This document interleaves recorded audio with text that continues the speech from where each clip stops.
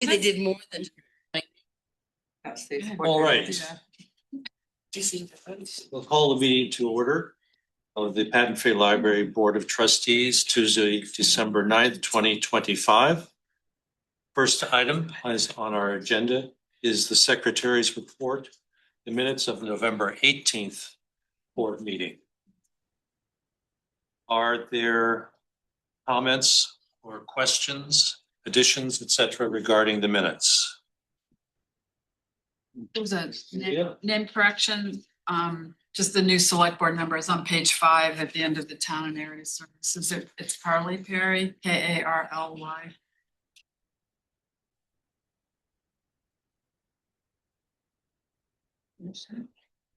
And Where is that? At the end of the town area, so page 5, end of the town and area activities. how do you spell it? Karly. No, rather than Kylie, yeah. Okay. One small thing I found in the finance section, on page 3, that the second sentence says Tommy reported that some funds would be from the city of Bath. I think that's not, since that hasn't been confirmed yet, right? That we should say we hope, or we are pursuing that, some language that makes it more conditional, because the city has not yet made a commitment. Oh, gotcha. And it would be contingent on TIF funds. And it would contingent probably on TIF money being available. Change would to could. That's what I was thinking. There you go. Good. Might. So Yeah, May. May. Maybe, yeah. Be from May. I use I would May say a lot. City of Bath. Yeah. City of The Bath. state does too. Yeah. Yeah, we read a lot of contract. Something along the lines, City of Bath would play a role in funding that. May play a Something like role. that. May. Maybe. Yes, yeah, because again, What's your May? yeah, that's good. And the other thing I had was on the treasurer's report. I thought maybe it'd be good to explain the sentence, why one of the reasons that we're opting for the interest only option after we put down the $300,000 towards principal, is that it gives us the flexibility to pay back the principal and the timing and the amounts that we want. Or Anthony, maybe you can state that more accurately, but I think that was part of our rationale. Yeah, that and just given the payback over the capital campaign, it makes more sense to keep it interest only over the 4-year, nearly 5-year period. And then we will make principal reductions as we see fit. Yeah. That explains why we're doing that rather than having a set pattern for the principal repayment. Peggy? On that same item at the beginning of the treasurer's report where it says Anthony discussed the repayment of the loan, it says to the capital campaign funds. And I think it should say repayment of the loan to Bath Savings for maybe phase 1 of the capital campaign, because we're not paying the loan to the capital campaign funds. We're paying the loan, right, to Bath Savings. Yeah. Whatever, I mean, however you want to word that, Anthony, but that didn't seem quite right. Quite accurate. Yeah, I think that would make sense. You're right, the loan is from Bath Savings. We're using campaign funds to pay it back. Right. Yeah. Yeah, you could say. Maybe that would be more clear. From capital campaign funds to Bath Savings or whatever. And then I wondered there where it says, the last paragraph of the treasurer's, where it said we approved Anthony's advice for 4 parts of the resolution. And I wondered if up above we should number the 4 parts, or, I mean, this was an important vote, I think. So I just thought it may not be necessary, but just to be really clear what we specifically approved. Resolution should probably be attached to the minutes. It is, for some reason, did it not come through here? Come through.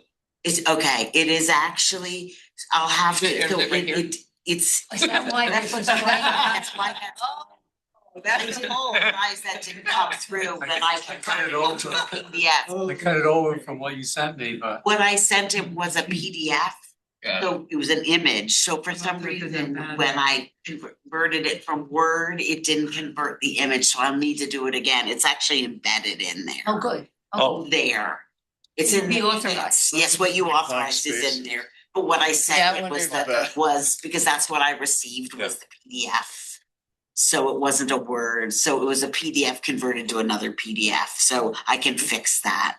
I'll fix it, so I'll just update it, but it's actually in there. The only reason why I would hesitate to do numbers is because that's not the actual resolution, which I sent about savings isn't numbered, so that's Okay. not. As long as we have the. Yes, I'm sorry, yeah, I didn't even notice that, Yeah, that okay. it actually, but yes, I will fix that Drive then? and Excuse me? We'll go on the Google Drive then? It'll go, it's already on the Google Drive, I will put the new version on the Google It's, Drive. okay, it's not on there. It's Okay, not the corrected one, where is not, because I didn't Okay. realize it wasn't. if that can be integrated into the final version of the board minutes, Yes, I then. will fix it and re-upload it to the new one, Okay.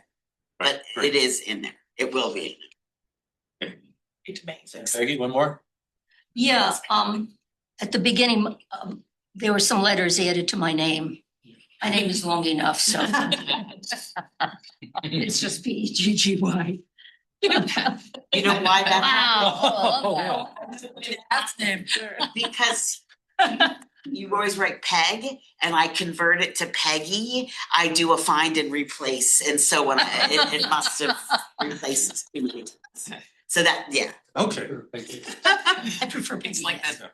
yeah, so I always just fix when you peg to Peggy and it fixed it, over fixed it. And then at the capital campaign update, the last paragraph where I had questioned why there were 4 donors who declined to donate. And Leslie had explained they were annual fund contributors who declined to donate. I think we should add to the capital campaign, because that's what was confusing. If you have donors who decline to donate. You know, so I would just add to the capital campaign and delete that last sentence because it is related to the capital campaign. Mhm. I think that's all I had. Any other comments or changes? Is there a motion to accept the minutes as amended, as noted here in the meeting? Michael, Second. second, Suki, all in favor? Approved with changes. Okay. Few comments before we go further. One is that, one will be an adjustment to the agenda. We may move up the discussion of the RSU 1 card issue, because I know Mary wants to speak to us about that, and she is under some time constraints. We'll see how that goes. If need be, we'll move that up in the agenda. She's not joining us tonight, but I want to express thanks to Anita for her service on the board as the RSU rep. Her service on the school board is ending at the end of December. Oh. And so she will no longer be part of the board. And also for her longstanding support for the library. She expressed her strong support and how what a important role the library played for her since she was a child, actually. So thanks to her for her service. A reminder that the special corporator meeting is on December 16th at 5 p.m. in the community room. And subjects will be the 2 outstanding proposed bylaw amendments, and we'll also review the minutes from the annual meeting in October. That being said, we can talk about now, or I was curious if there have been any comments, questions, or discussions with corporators about the upcoming meeting. No one has responded to me to the packet that's gone out, but I thought I would ask. Okay. Ready, I'm sorry to say. What? Roger's ready. Okay, so fine. That's what it's there for. And it's 5 o'clock, not 6, right? Right. Okay. Want to do it so that we are sure that we don't, since the library will close at 7, that we can. We could tell Roger it's meetings at 7. I think it's started going after. He's- Just show up, he would not, he would see through that anyway. Just make sure there's lots of treats. Finally, one other thing. We are still absent a treasurer among the trustees, secretary rather, I'm sorry. I'm kidding. I'm sorry. Just kidding. I had written it down wrong. So if we don't resolve that tonight, then we'll go to the governance committee to apply pressure to one of us to become the secretary. Any volunteers?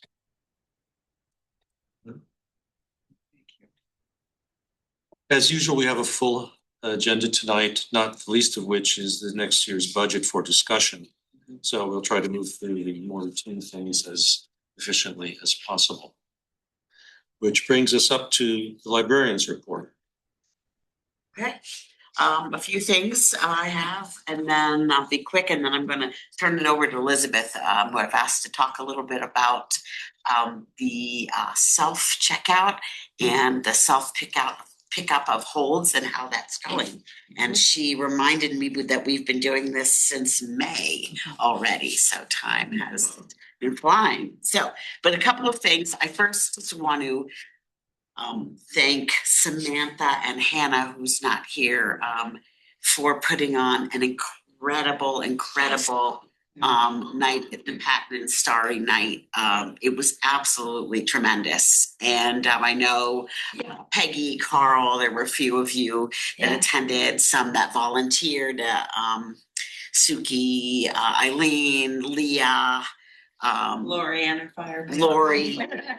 The amazing fire pit out back, but it was wonderful. We had great attendance. I think there were about a couple hundred, about 225 with everybody. 225, and you said about 90 kids, the rest adults, about 100 kids. So it was perfect. The inside, I mean, they just have it down and just And there was a full moon.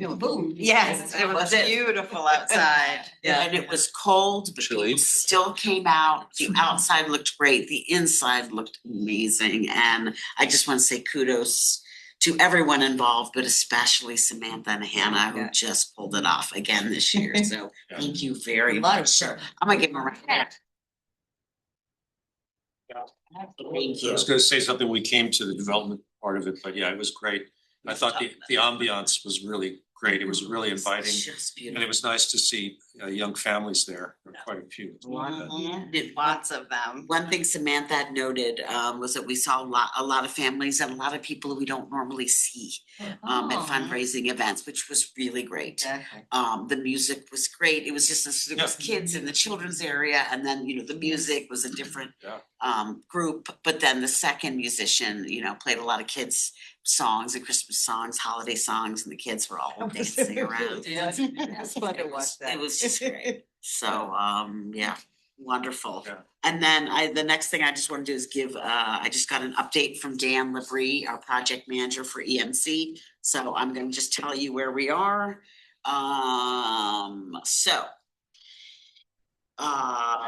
Mac Air Pro, who's our VRF installer, our HVAC, they are 99% done.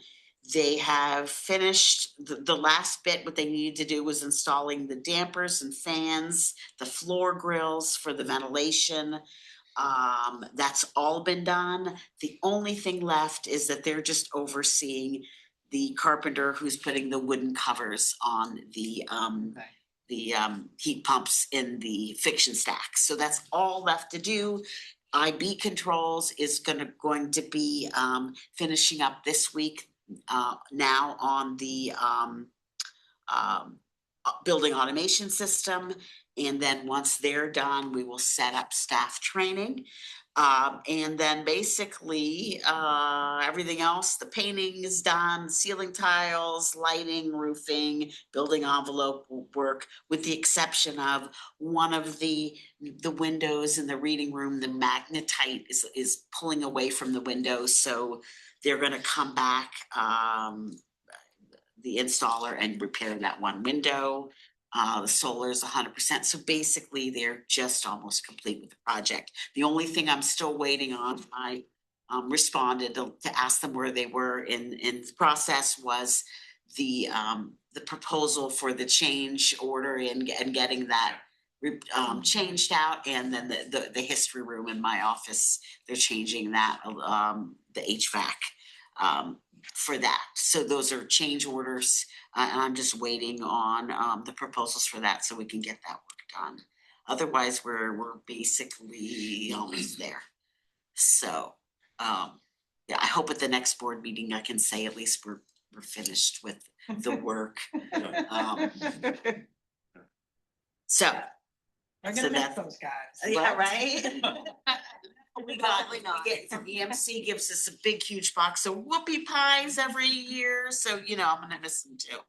Donuts, you know, and I think that's all I wanna say, and I'm gonna turn it over to Elizabeth, who's gonna talk for a few minutes. So I was supposed to talk about this a couple of board meetings ago, and I was ill, and I'll keep it very short, but I'm hoping everybody has experienced self-service either in the pickup of holds or the checkout.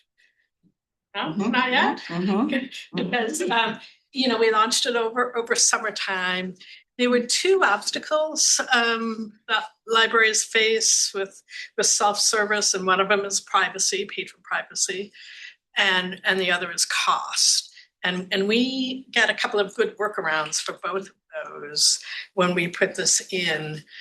Those of you who shelve or have shelved might remember the kind of rabbit's warren of where the holds used to be. And as a manager, it was an ergonomic nightmare for staff to have to kind of maneuver that. So taking them out of that behind the desk and putting them now where they are in the lobby in that alcove opened up some space and allowed for the self pickup of holds. And it didn't really make sense to have self pickup of holds if we didn't put in self checkout at the same time, because you'd have to pick up your hold and then walk over to the desk and pick it up. So we did them both at the same time. For patron privacy, our workaround, other libraries do it differently, but we worked with Maine InfoNet for the holds pickup slip to reflect the first 4 letters of a patron's last name with the last 4 digits of their barcode. So you don't see a name, you don't see a full name, but it's clear to the patron which book is theirs. And that way, other people don't know what you're checking out at the library or placing on hold at the library. And then the way that we shelve them looks strange at first until you think about it. So we put the spine down. So the book is kind of, it looks backwards, but you don't see a title. So when a patron comes up for privacy reasons, they'll recognize, you know, the hold and pull the book, and that was our workaround for patron privacy. And I think it was a low cost, kind of clever solution. Other than that, I went to Curtis. I went to a few other libraries to see how they did it, and other libraries might have patrons opt out, and it doesn't matter to them. But we didn't go that route, and I like the solution that we came up with. That seems to work well. The other obstacle was cost. As you know, we were in the middle of a budget year, and we didn't have money set aside for this. Cost for self-checkout can be prohibitively high if you go with a unit based. So you might see this at other libraries. It's a big unit where you actually a kiosk. So as a workaround for that, again, we worked with Maine InfoNet, and there is a web app for Sierra, our lending management system, that you can, all we would need is a PC, personal computer, a barcode scanner. So we looked in the closets, found everything we needed. We needed a table. We got it set up. I was thinking, the subscription or the license would be about $3,000, which is high in the middle of a budget year if you don't have that money allocated. And when I was talking to Infonet again, they're really our systems people at the state library and the consortium. James talks to Sanborn and said, I said, all right, everything's in place. I'm going to purchase this subscription. He said, don't purchase it. He said, during COVID, the Maine State Library bought 10 licenses and they still had 8 of them lying around. It's amazing. I'm like, you're kidding. And so he said, don't, so we got the license for free, and because it was during COVID, they get a lifetime. So it's not like an annual subscription. So that was Christmas fun. Amazing. Right. Exactly. So we did buy a new barcode scanner, and I think I had to purchase the keyboard riser. So what I thought in my head was going to cost about $3,500 was about less than $300. So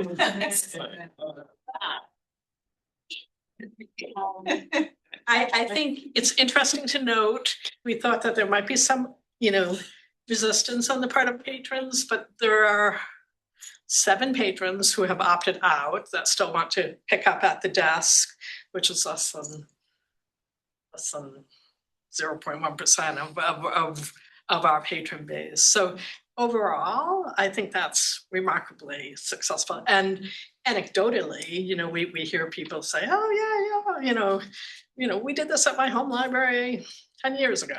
Here we are now, and I think it's been pretty positive.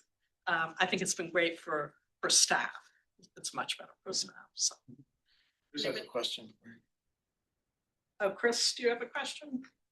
I just have a comment that I think all that is great. And my one attempt to use self-checkout, when I opened the book to get the slip out, it said I had to take it to the desk, and I was horribly disappointed. But I look forward to greater success.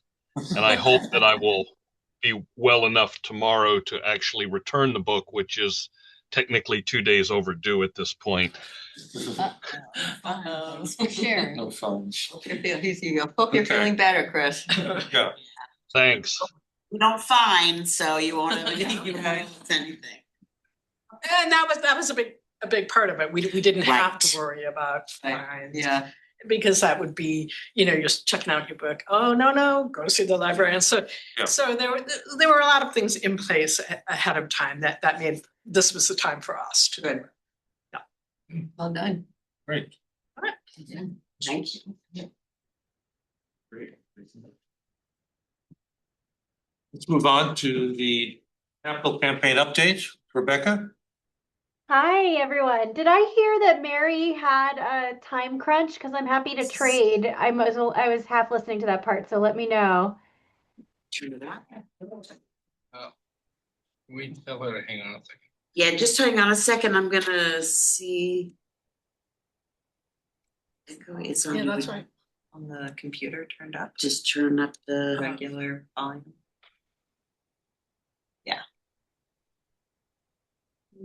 Are you having trouble Okay, talk hearing some me? more. Okay, can you hear me?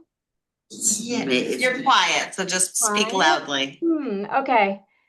I think this happened last time too. I wonder Did, but what's going Is it, on. no, it must be the volume on the speaker. It's gotta be on there, on that end. Could Chris or Lori talk so I know for sure it's Was not it, my it was computer? quiet for them too. Okay, Yeah, okay. Elizabeth's gonna turn up the. You sound fine to me. Okay. And did you hear me say, Mary, if you have a time crunch, I'm happy to wait one more turn. Oh, mine turns way at the end. Yeah. You're Okay, You're okay. okay, don't worry. Thank you. Thank you. I have a simple few slides that I'll share as per usual. Oh, hold on. Let me.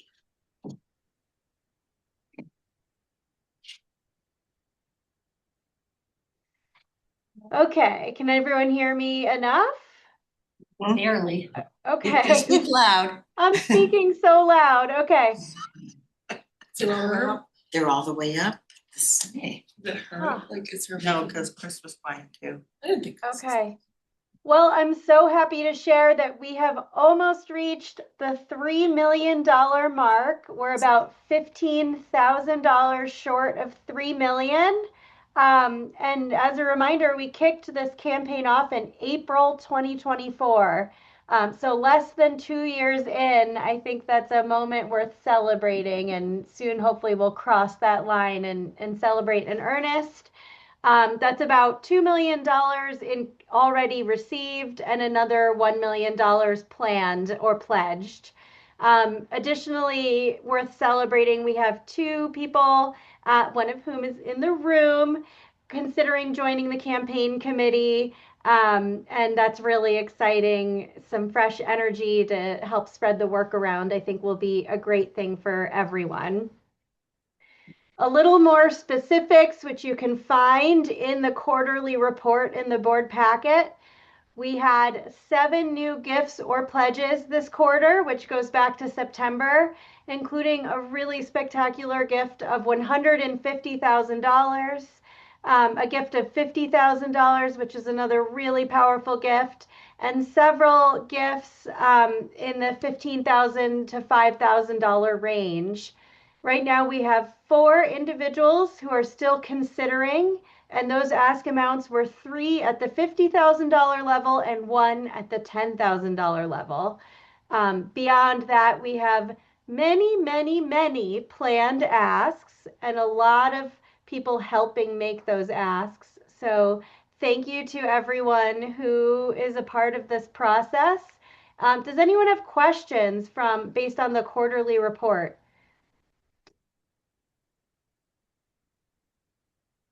And Chris and Lori, I'm sorry for screaming at you. You're not screaming. It feels like I'm screaming. Up there, oh, those guys, yeah. Oh, okay. It's almost like some of the speakers. Yeah, well, it's weird. Yeah, it's weird. Any questions? Any questions?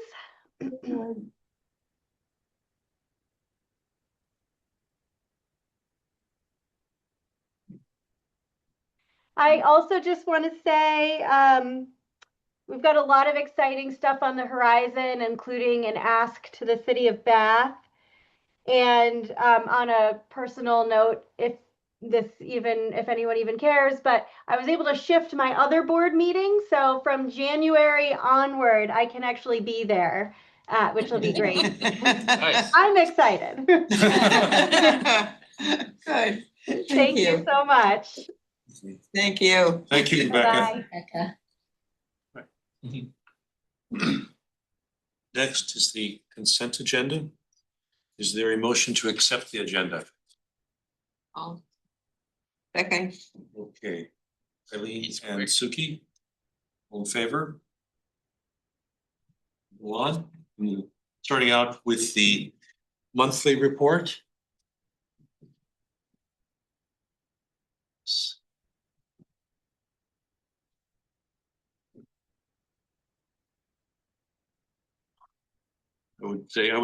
Comment I would make was staff report.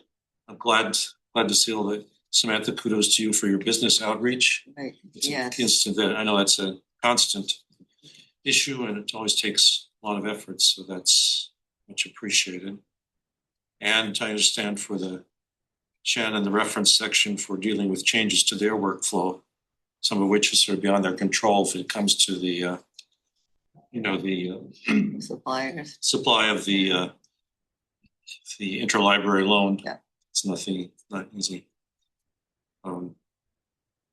It's great. So. I like now you're cooking display. front hall Yes, too. I just set that up today. Oh, It's good. beautiful. Yeah, I noticed that too. Display. I was happy to see the Jack's outreach to Pittsburgh went well. Yes, That's- I was writing that down Yeah. too. I thought that's great. It'll Me be too. just have that Yeah. going on. I did see one typo in the report. It said, quote, moderator interviewing longtime Phippsburg lessons. Yeah. Which Oh, yes, right. I assume is Phippsburg, maybe residents? Leaders or Or something. leaders? Oh. Legends, maybe? That's the way. Probably a good guess, I would guess.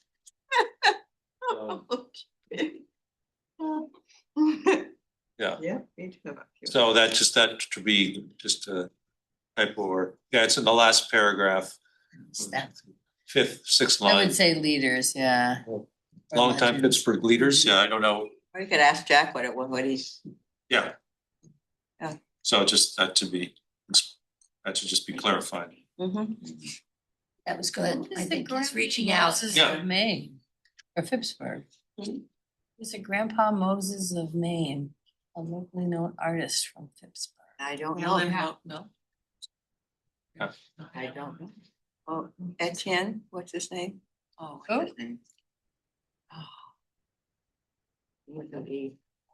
It's also glad to see that there seems to be progress, there's gradual progress on working out with the Bath Historical Society, and how the final permanent arrangements for their collections and what the relationship between the library and BHS will be in the long term. Getting that clarified will be a big plus for big benefit for everybody involved. Yeah. Are there questions? Moving on to the committee reports. Building technology, finance, etc.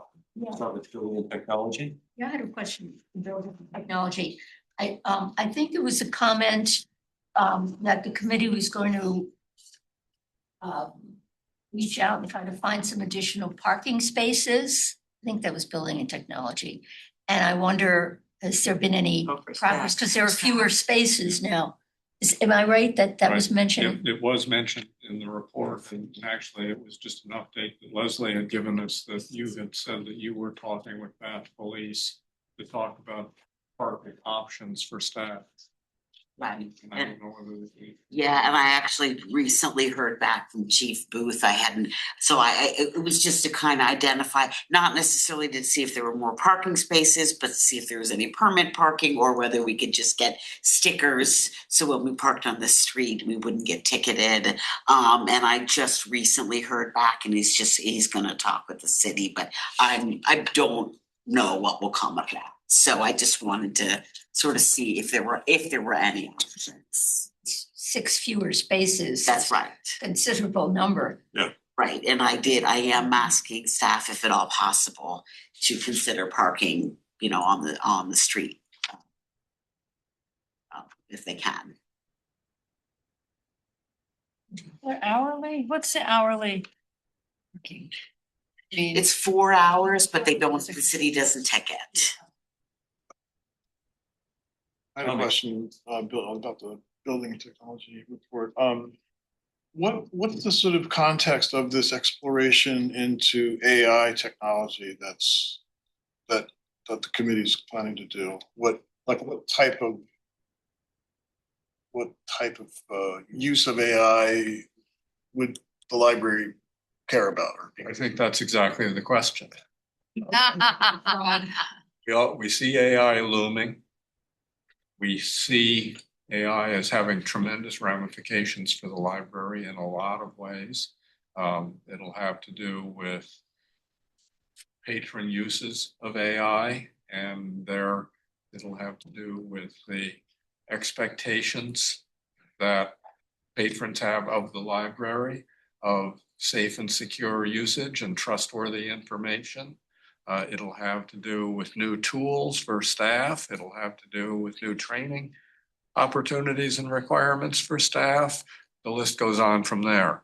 So since it's first of all a technology, we thought we should at least start the conversation in the Building and Tech Committee, but we firmly believe that the issue goes way beyond our committee. And so what we have in mind in the committee is just to do a first look at AI, just to try to bound the problem, understand what's the scope of the discussions that the library needs to have, and bring that back to the board with a recommendation for how might we like to go forward, how might we like to have other committees engaged in it, how do we bring staff into the conversation. It's just a very beginning scratching at the surface of let's try to understand this thing and figure out what the library's position on it ought to be. Yeah, that sounds great. Yeah, I just wondered how far that had gone. It sounds like you're just at the We're beginning. at the very beginning of things. In fact, we'll be having the first serious conversation about it at our next meeting.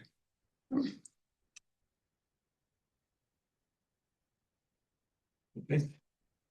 Anything else about building and technology? Finance.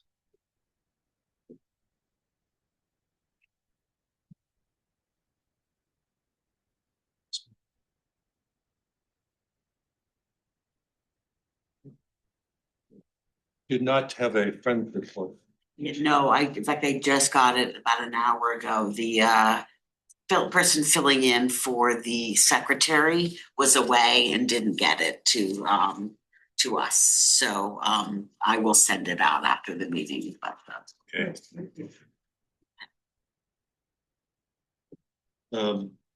Say the governance committee didn't meet last month. We're trying to find a date still to meet this month to take up, among other things,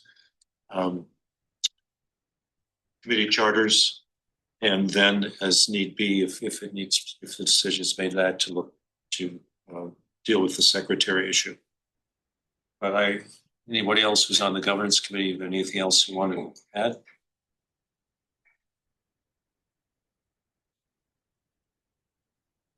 Policy and personnel.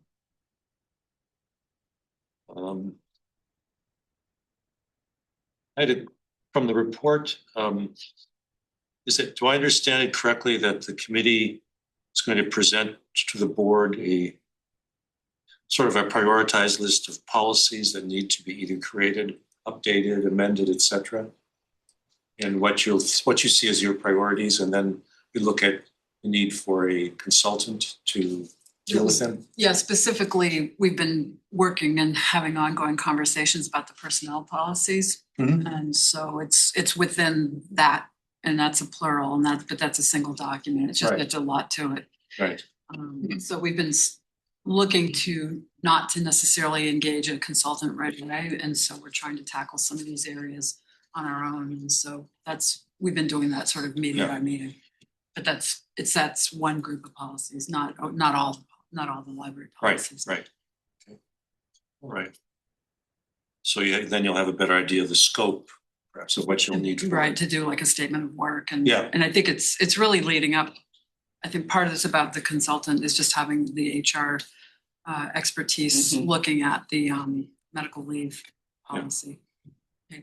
Which I think is. Once it's. Once right. it gets done. Once the date's more clear on that. Yeah. Medical leave, I was just having a little trouble. Yeah, the medical, and I'm probably saying the wrong one because it's the one where they're pulling this. Family and medical leave. Yeah, paid family and medical leave. Yeah. Where the library's already setting aside, 1%. Yes. But then there's got to be policy with the time when that's going to be able to be accessible. Any idea, Allison, where they are with that? I think they're starting, I think it's 2020. They've been collecting money for a year. May. Is it May? Okay. May is when. 2 years? May is when people can start. Can start drawing on can it. start On it? Yeah. Oh, well, they haven't finalized the process yet, have they? Yeah. Have they? Okay. I mean, there's always a bill to change it, but Yeah. I don't see any for the next session. So as of May 2026, people can draw on it. So maybe As of right now, that is the way it is written. So Yep. I see. So that's why we would need a policy to. Can I ask, is a grievance policy and procedures part of the planned work for the? Yes. Okay. Yes. Because that's we've talked about that for a while. It's something that needs to be established as well. Right. Okay.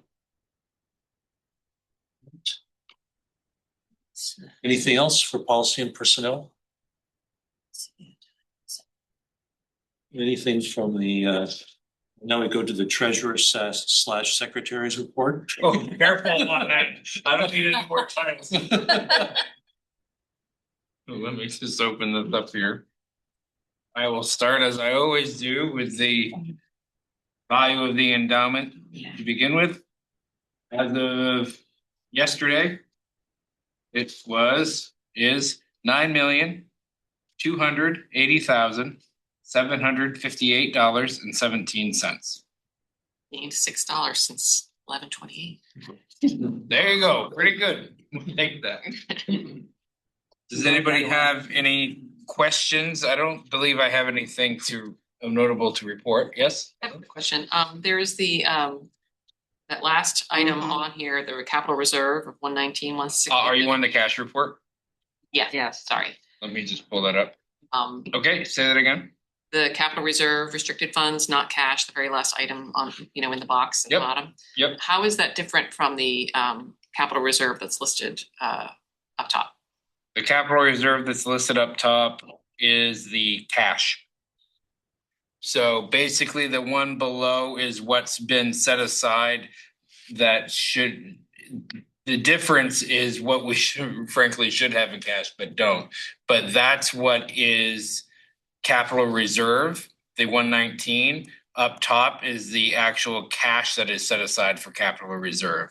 So basically you can think of it as sort of the balance sheet. So that's how we're keeping track. The cash is sort of spread between other accounts, if you will, but that's what we have in the capital reserve GL, if you will. Okay. Thank you. Any other question? Comments? That's all I have. So move on to development. All right. Thanks again to Samantha for preparing this for me. She makes me look so good. The annual fund as of today is $74,326.68 plus $14,149.29 in pledges, which is awesome. Calendar year-end postcard mailing has been mailed to about 650 people and businesses, those who have not responded to the fall mailing as of yet. There was an email appeal sent to 579 people, which is all of the individuals who received the postcard with email addresses plus corporators, friends, and volunteers. Just a little recap of Starry Night, even though we talked about it a little bit. Development Committee will sort of dig deeper into it at our next meeting on Friday and report back, but overall attendance was higher. We estimate about 225 people total, and bar tips and bake sale donations were increased over last year. Night at the Patent, which is on the calendar for May 16th, 2026. Planning will start in January for that. This is our big ticket item. We will need engagement from everybody here, plus corporators, anyone else who wants to put their hat in the ring. Anyone interested in being on the committee, let Samantha know, please. This is sort of reigniting an old fundraiser that we had since COVID has sort of been put to bed, but that will be replacing the spelling bee? for this year. No, No spelling bee? just not this year. No. This year, because I want it to be. Whatever will we do, Tommy? I will say this, I'm trying to find a way to do a mini speed round in the Night at the Patent so that we can remind everybody how fun the bee is for the next year. My friends have already been asking. But maybe you could explain just for our edification, the reasoning behind not doing the spelling bee this year. Because, so we did it in 3 different locations, none of which quite met the needs of the bee. And so I've been taking this time, and I think the development committee is gonna start thinking about it too, is how can we do it bigger and better? Because currently it doesn't raise enough for the amount of work that I put into it. So, I wondered if that was a real issue. It does okay, but it could do better because we see how popular it is. But I think what it's lacking is a location that fits the actual event. So we need to think on that one a little bit more. I don't have to study this. Last item is campaign work. Samantha drafted and sent pledge reminders to campaign donors who have payments due soon. Work has begun on the next campaign update email for all our campaign donors, which we are hoping to send as soon as we cross the $3 million point, that last item is all about the capital campaign, obviously. So that's the news. Yeah. That's a lot. And annual fund raised already. We're about, Are we ahead of last year? Cause yeah, that's we're almost 10,000 ahead of last year. excellent. Wow. Yeah. The It's just- gifts in, that's gifts in, but we are 20,000 or 25,000 ahead of last year with those pledges. Oh, I see. Yeah, The but jump gifts in between like hand September and now is is huge, yeah, when the mailing went out, it's been a good response. Good. And we've had a number of donors make increases. We've also had a number decrease, but it's the smaller donors that are decreasing and the bigger donors that are increasing, so. I've noticed that at my organization too, actually, that a lot of people have upped their donation this year in particular. Yeah.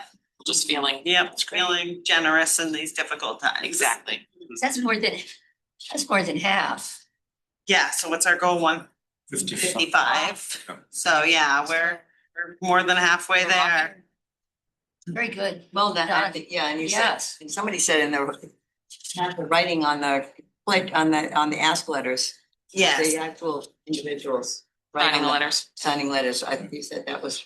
Yeah, the notes that some wrote, and we're gonna discuss this a little bit more at development committee next week, and then we'll bring it to the board in a bigger discussion about stewardship. But one of the things that I've noted is that the donors that got a note written on their appeal seem to be responding faster. So, which is, the great. reason I make you do it. That's good to know that the time was well spent. Yes, Yeah. exactly. Okay, that's good to know. All right. The town and area school activities. Is there anything? I have one little morsel to share. Yes? He's not reelected. Do we know that? Yeah. Well done. What did he get? Reelected. Oh. No, The, you have plenty of signs up here. So the Woolwich newsletter, which really has only been happening for the last 6 months or so. This last one, we had basically 2 articles on it, or 2 events listed on it. One was a town tree lighting event and the other one was Starry Night.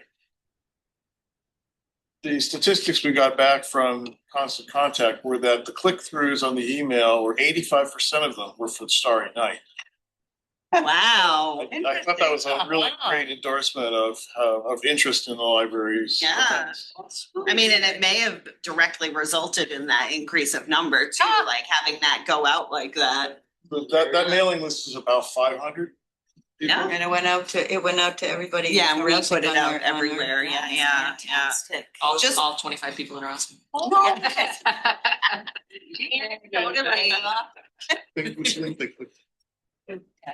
Okay. And this was the first time we've done that, put that out in that format? That's the First time we've done it. Yeah, okay. Wow. Right, Hannah sends all that to you, Yeah, to the to town. whoever, yeah. It's whatever Right. the towns put in there. Yeah, okay. That's anecdotally, there were a bunch of people I did not know. So, Are they all from? and like when I, Like they were from Woolwich? they did. But like just pulling up names, I tend to know generally the hundreds of people that come through the door, and a lot of them I didn't recognize, So the so. ones who but- get paid by cash, I mean by. By card, yeah, so I'll dig a little deeper into those too, just so we have an idea maybe. A lot of cash ones. Okay. Great. Is there anything else we'll say? Any town meetings or anything else coming up shortly? We have on Thursday, Russ is having Santa's coming to the town hall at 5:30.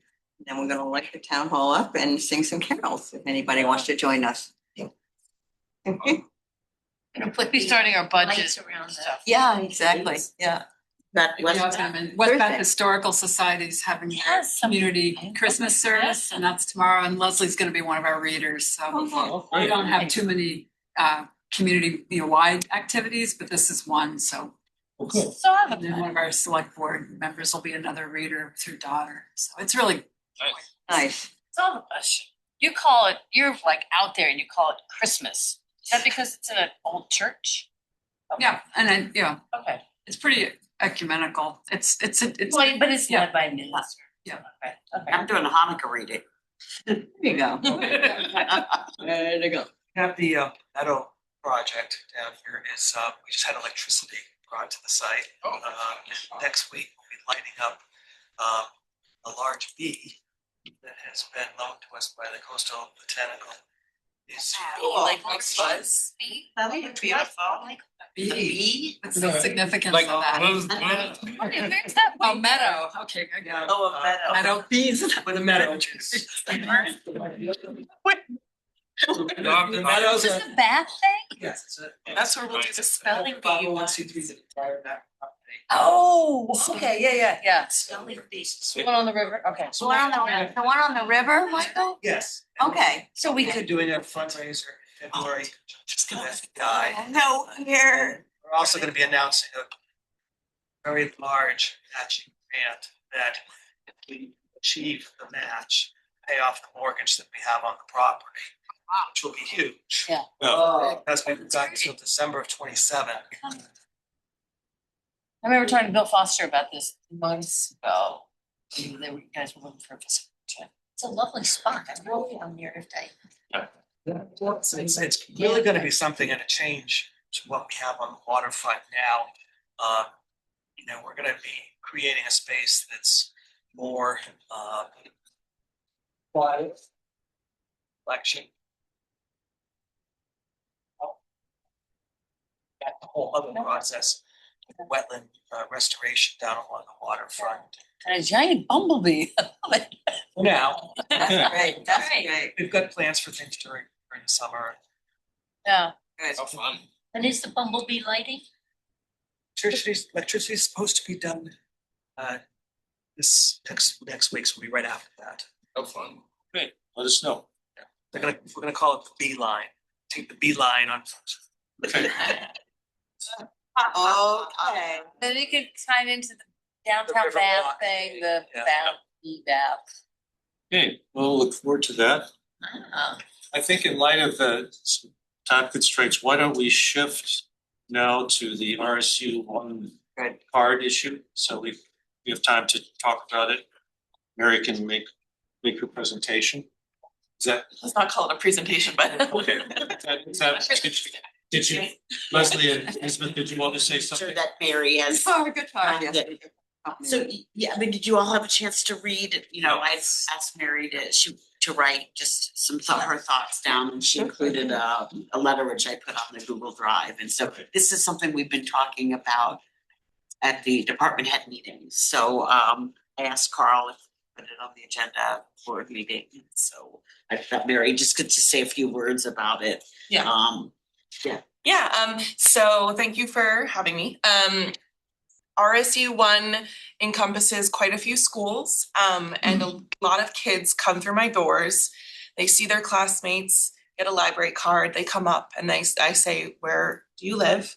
They say Phippsburg, and I have to tell a very sad child that they cannot get the library card.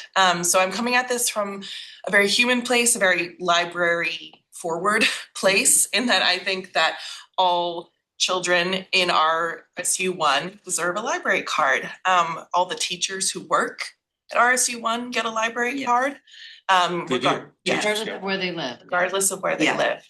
Oh. So, I think to be equitable, to give our kids an equal shot at the library, if they go to a school in our service areas, that they should get library cards. I think that Phippsburg is one of those spots that we are all talking about right now. And I think that this could be a really lovely way to show our sort of reaching out to Phippsburg to say, hey, we want your kids to have access. Come on by, see the library. Do you want a library card too? So that is sort of the push behind the letter, that I thought I would just sort of say all that in, written form, so you all had it. You could look through it. That's where I'm coming from as the children's librarian who sees these kids very excited come into the building, want the library card, and I have to say, well, not quite yet, so. They tell their parents that they need to fund the library. I know. Yeah. Unfortunately, this is a thing that the town, that Woolwich certainly, and maybe West Bath too, uses it as an argument against funding the library. they used to say that, oh, the RSU kids, they all get a library card, so we don't need to fund the library. Because the kids are the ones that really want to use it. I mean, I'm not here to provide an answer for that. Yeah. I'm here to say that I think that the kids should have a library card. You know, I think it's pretty straightforward. We're a library, we should give library cards to our service areas, and the fact that there's like that little sticky wicket, I guess, of the kids who are in the building who go to school in our service areas I think is where, but again, I don't have an answer for you, you know. Peggy, you had some? You mentioned you're giving library cards to all the RSU one. So are you also giving library cards to all the kids in the other schools in our served municipalities? Like Georgetown, West Bath. Yes. Oh, okay. I just wasn't clear, because it just referred to RSU Yeah. one. So RSU one is the sort of the bigger overarching. I understand that. Yes, but- yes, So all the kids yes, get library cards. yes, that's what I'm saying. They're allowed to Except get. like, they're if they allowed want to one. get them if. Point of fact, Georgetown and West Bath are not RSU one. Right. Sorry, okay, yeah, so when I. Just for the record. No, I know that. Yeah. That's why I'm asking the question. Yes. Mary's note just said RSU one, and I know Woolwich isn't. That they're already in our. Well, they're already service- in our service service area. area. Thank you. I just wanted to clarify Yeah, that. no, that's great. Thank you for the clarification. So yes, absolutely. That. Georgetown is in a school district that's not just Georgetown, right? Right.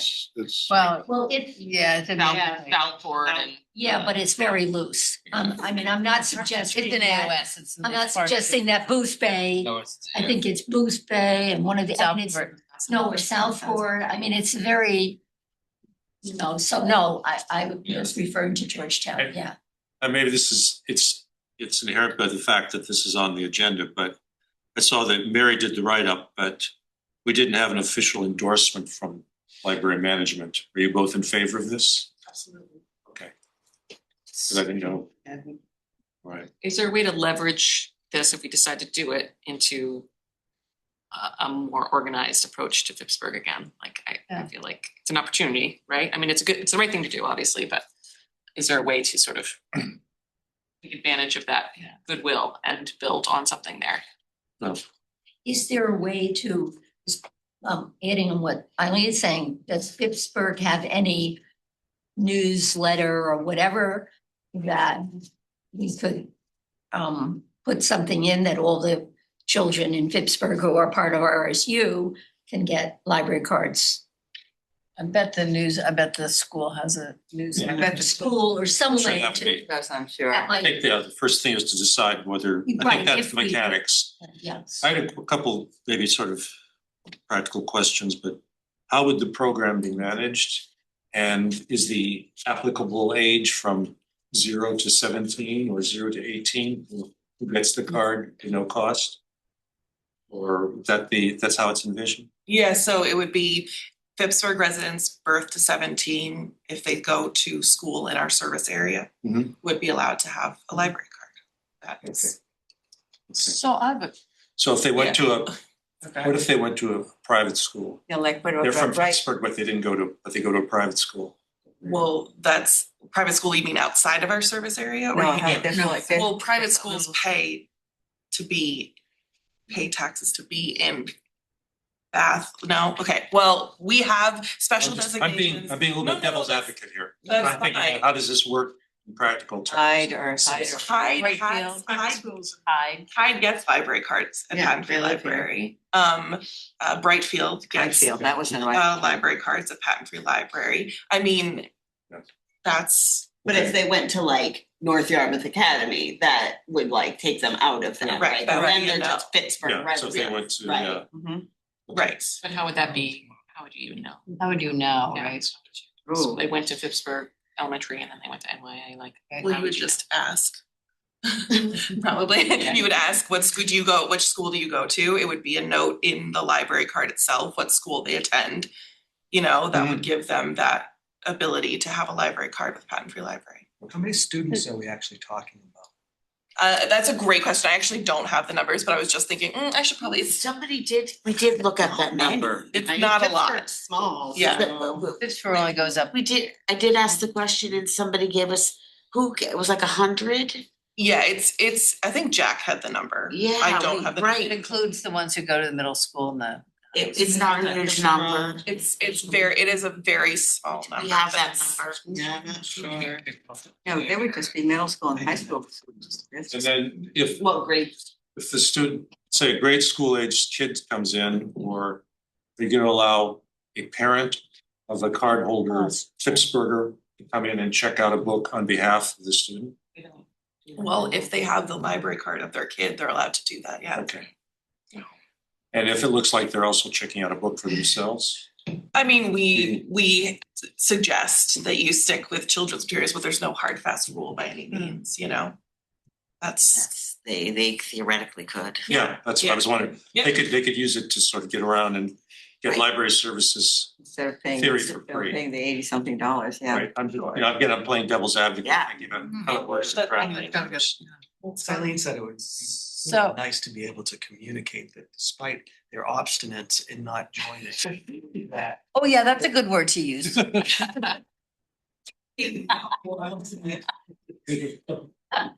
But, get it out there anyway Yes. among the population. Sure. I mean, I'm afraid that this might push us back from making progress on getting Pittsburgh to rejoin the library. Right. Yeah, I actually think they'll say, oh, this is great, but I also don't think it's gonna necessarily bring them any closer to wanting to give us money because we're giving them this service anyway. Well, no, I don't think that's the- it would push them away. It would be Right, I less don't of think, an I don't Why would think, I have? I don't necessarily think this is gonna be the mechanism to get them to come back into the fold, but I still think that, Of course, we should give right, having children without cards is not what we want. But I think using it as a mechanism to re-engage with Pittsburgh is probably not going to. Can this we isn't going to figure be out the a thing. strategy that sort of is coupled with this, that They- would launch an effort to get Pittsburgh back in the fold? So to speak? I mean, I think what Jack is doing is a good And I was start. gonna say that Yeah, that's- going on, going on top of what Jack's already doing too, that it could be like an all encompassing. I've started to have a conversation, this is unrelated, but with Patricia Walsh, who's the children's librarian at Topman Library. We've been in contact about story time, so she's gonna come and take a tour of Patent Free in January, and I'm hoping to get over there. So, we are all doing our part, and and I am the children's librarian, and if I'm not the one advocating for kids getting cards, who's going to, so that is my push. I am not politically motivated in any way. I really am seeing the kids come in, and I want to be able to give them as much opportunity as possible. And I'm hoping that you as the board can find a way to help me make that happen. Would the cards be, they have a time, normally your cards have to be Every year. every year after Every year. renewed, so that would be a break on anybody post-student. Sure, Yeah, there's, get a card. there's, yes, yeah. Okay. Lori, I'm sorry, Lori, Oh, and then that's also okay. have a thanks, question. Chris. I just think, first of all, I think it's a great idea. I think it's a great peace offering on Olive Branch to reach out to Phippsburg. But my question is, do we have any plans for anybody to go down there and talk to the folks in Phippsburg?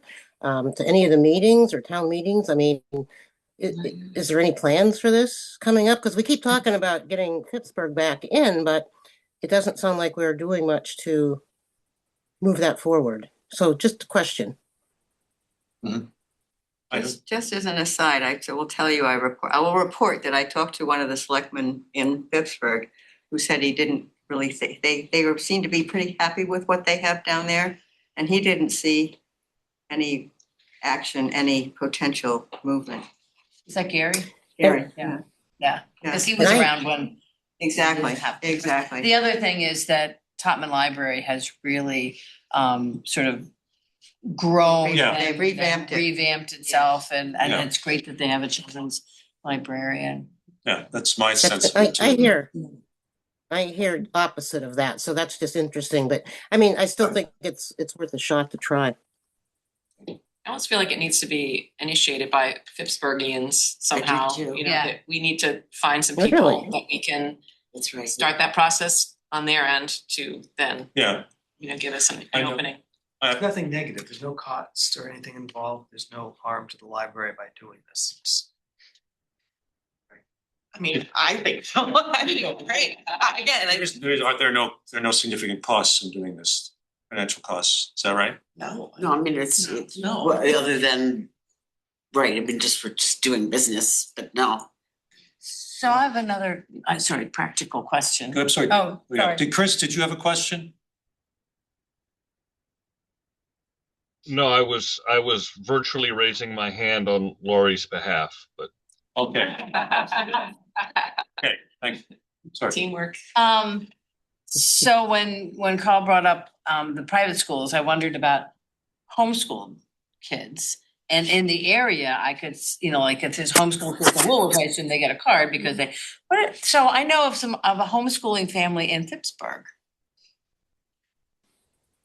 That's a great question. I don't have an answer off the cuff. I mean, if they're in Phippsburg as of right now, no, they wouldn't get cards. They would have to pay for the non-resident fee. Okay. That's, I didn't know where it's that fit in your scheme. No, it's a lovely, I'm using the word sticky wicket, but it's a lovely little thing. But that's one of those things where it's like, as we talk this through, if there are little funny foibles that we need to figure out, that's fine by me. That's what I'm here for. But overall, the goal should be, for me, getting students who are in the service area, even if they don't live there, but if they go to school in the service area, as I said, I would love to get them library cards.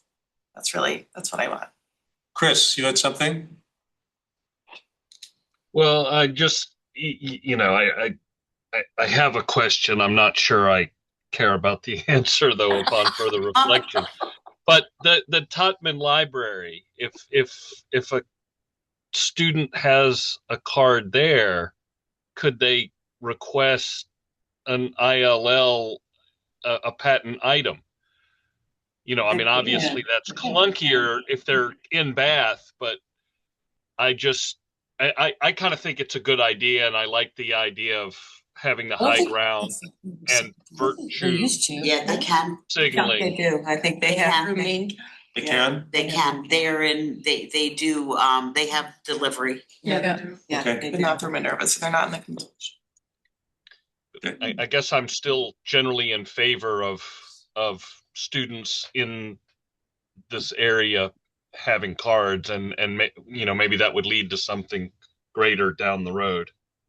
They go to the state library or the. Oh, so I see. Yeah, okay. Other questions? Peggy. Just thinking of what Lori said, is there, and we know Jack has reached out, and then Mary, you said you're gonna check with the library. Is there any sort of overall plan or person that's coordinating any outreach to Phippsburg? We talked about creating a committee, but it hasn't really taken shape yet. Yeah. This would really have to be a board driven thing, we are, we're very, resources, what we're doing, we're really focused on the member towns. And that's, I feel this would need to be something that the board, or as Eileen thinks, I really think that it's gonna need to be a grassroots effort. How many adult Phippsburg cardholders do we have? I can find that out. I mean, maybe we tap their shoulders Yeah. and say, maybe this. Two of them spoke to me within the last year saying they wish that Phippsburg would rejoin, but that's a sample of two. So. No, I think it's a small number. I think we talked about it before, but I mean, maybe we can somehow have a organized outreach to them in particular and say, maybe this is something you can talk. I think, this will be more to huddle more on this and see what we want to pursue it with the information, for example, about the current Phippsburg cardholders, and maybe doing some outreach, informal outreach to them to see what their impressions too, and see if they think it's got potential. And then we see how we structure or approach if we decide it's worth it. I have the same impression of Allison that Topman is expanding, having a bigger presence, and that would seem to say they would probably be less likely to rejoin. Well, and I think that they're sort of invested in this sort of revamping and I sort of feel like instead of something, I mean, yeah, board driven, but what I agree with Eileen that burgers ought to be leading this charge. And also, I just kind of like the idea of this organic plan, the way Jack has sort of reached out and I mean, I don't know that I'd be in favor of forming a committee at the moment. But And I think just to remember why Phippsburg decided not to support was because the amount they were giving both libraries was like more than they were paying for police and fire. So it's the thing that they couldn't afford to do both. So they're pretty much, you know, they're committed as Allison says to their library. I don't think they're gonna be, you know, they're not gonna defund that library. Right. So I don't, right. I don't see that, you know, defunding and, you know, they put so much energy into I don't think it would. So that's why, you know, they're in a situation like no other town because, you know, Georgetown is a wonderful small summer library. There's no other town that has that robust of a library. Like Right. What's the population of Phippsburg? Pittsburgh's about 2,000. 1,000? What? Up 2,000. I was gonna say 2,000. It's not 2,000. Yeah. But we've got some larger issues here. I think maybe bring it back to the bigger issue right now, which is more focused and distinct.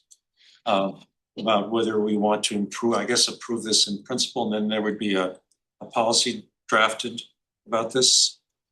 Something that's on the record that says that despite Phippsburg not being a part of the served municipalities. And I think the policy would have to be even broader because there might be children from other areas, but they go to our.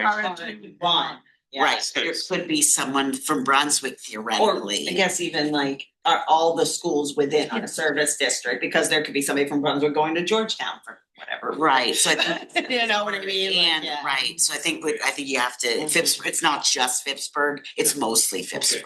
Okay, so how should we proceed? Do we think about this, approve it in principle, and then we wait for a policy?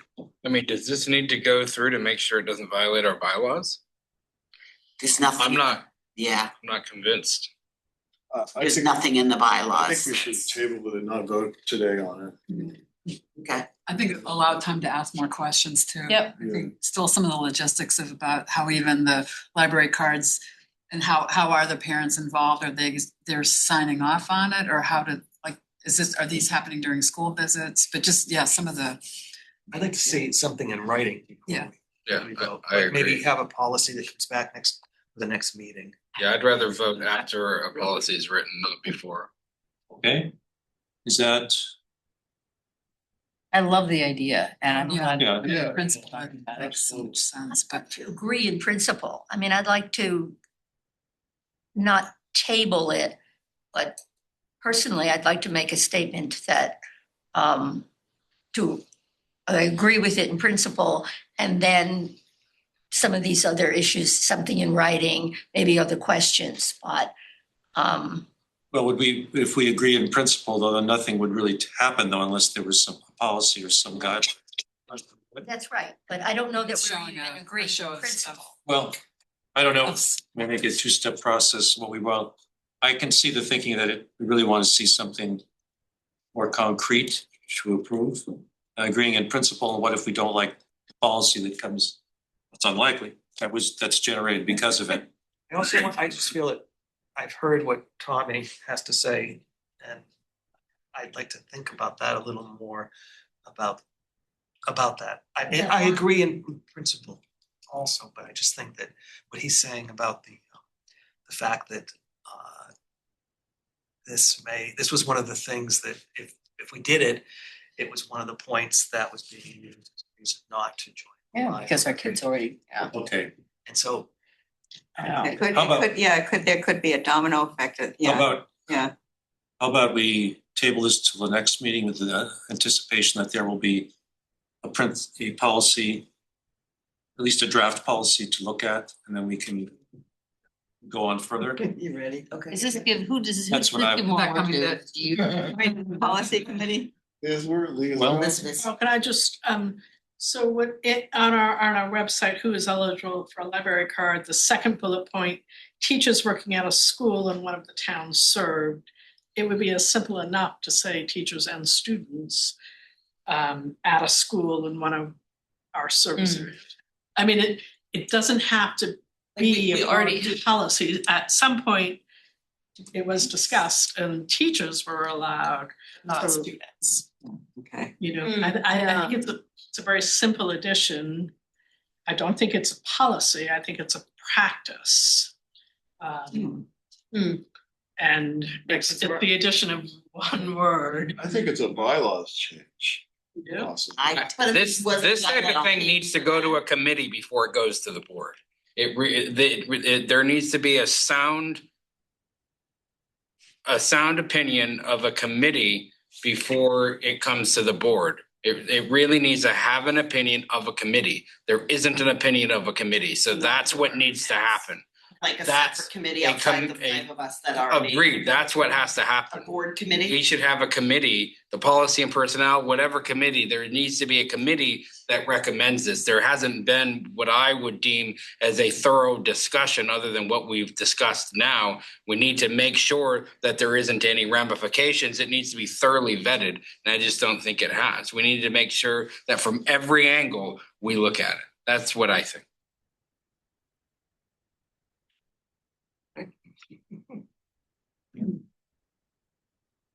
Right. Does someone want to make?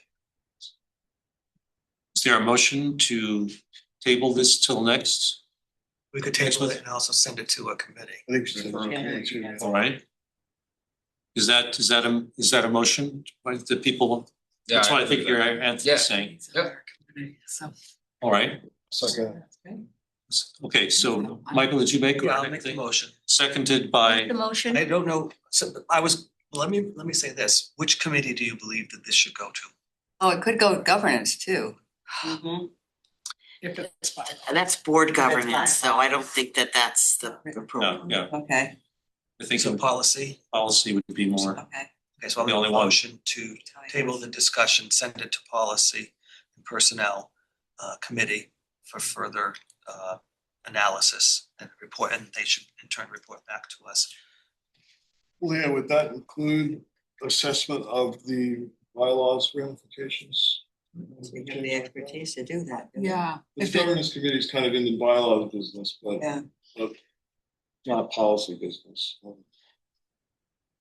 Yeah, I'm just trying to think that through, not to make it. I'm already giving complicated. Pittsburgh adults who work at RSU one library card.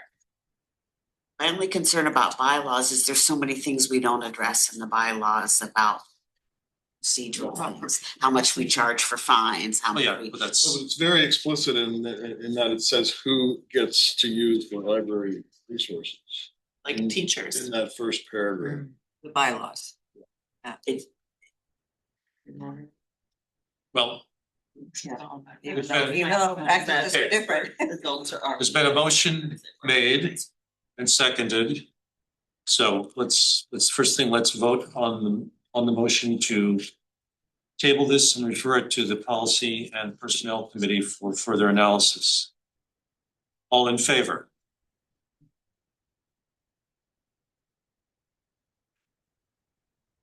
Opposed? One opposed, okay. That's good. Sorry, I didn't see Chris and Lori, I'm so. Lori, your votes? I see your hands. Chris is up, This- yes. Chris is in favor, okay. And I chose not to vote. Is there any, can we do a temporary committee to look at it? Policy and personnel. Does it have to go to a policy and, Well, can you it's do a there, I think special it falls temporary committee? under their portfolio. Okay, all right, I'm just asking. Yeah, fair question. Okay.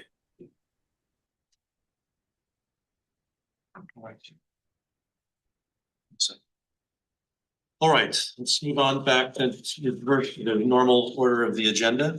Thank you for hooking it up. I appreciate it. I am gonna duck out due to the needing to go, but I do appreciate you all listening.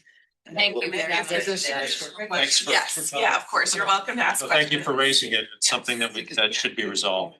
Yeah, of course, anytime. Thank you, Sandra. Okay. Suki, did you have anything about the mission statement? Well, I sent everybody the one that John sent. He. I didn't remember. Is it? Yeah, It just, came- you it just came sent it today. It came yesterday. today. Yeah. Is it today? Yeah. Oh, okay. Oh, it's an email, right? It's an email. Yeah. Yeah. And it I came, like it. I really liked it when it came, when John responded after our last meeting. Sounded great. It sounded really, I thought it So sounded we're- really good. Let's when see. was it? What time? It was yesterday. No, was it, no, was it to yesterday or today? But I think it was today, actually. Just. Did I do it? Oh, okay, get there. Oh, here it is. Okay, it was yesterday. Okay. The word I questioned was about uniting our served communities, Liked it. that they're united. All right, now I can, Mission, is that what it is about? oh, here about. How about, yeah, I would, I'd like it, but I would add a word to say aiming to enrich. So in other words, that it's a goal, because I kind of agree that I'm not sure our communities are united now. But that's a goal. Wait, I think I have the wrong one. Oh, Unite. Okay, there it is. Yeah. The mission's aspirational, so I don't think you put Right. aiming, you Right. put what it's aspirational, so. Right. So you don't have Put to aiming identify to- that. Kind of already aimed. Say, we are doing it. We're doing it. Yeah, you With don't want, authority. you. Okay. This is something we talk about, it's really interesting, the word free. I'm stumbled on that. I'm looking at John because we've talked about this a lot about in the word patent-free library, and it's something that's come up over the years over and over again. Are we really free? There is a cost. I was sure someone would raise that. Yeah, question. so and so that's kind of But what my sticking point was on the word free. Well, I would go back to your earlier comment about United. It's an aspiration. Okay. And the other Right. thing I would say is my reasoning for, I put it in for two reasons. Yeah. One, because I think it's a worthy aspiration. The other reason is because I've personally been delving into the history of public libraries in America. And free public library has such important historical roots for this library and for libraries in general. Yeah. That I thought it was worthy of putting in for consideration, That's part of our name too. right? Yeah, And they were talking about like the 19th truly not century definition. exactly, Yeah, yeah. exactly. Why did free libraries become Yeah. important? Yeah. Century. So it wasn't like the Athenaeum and. So it's- Okay. Well, I think, is it free in the sense of You want either through the fiscal doors. or unrestricted? Free for the Right. user, It's Oh, free, right. it's free to the user, user, right? not for the library. And that's what those historical roots are. Right. Right. It was always understood in the 19th century that somebody has to pay the bill, but Right. it's free to the user. It is, but you have to buy a non-resident card if you're not in service here. I know. But we're playing hard.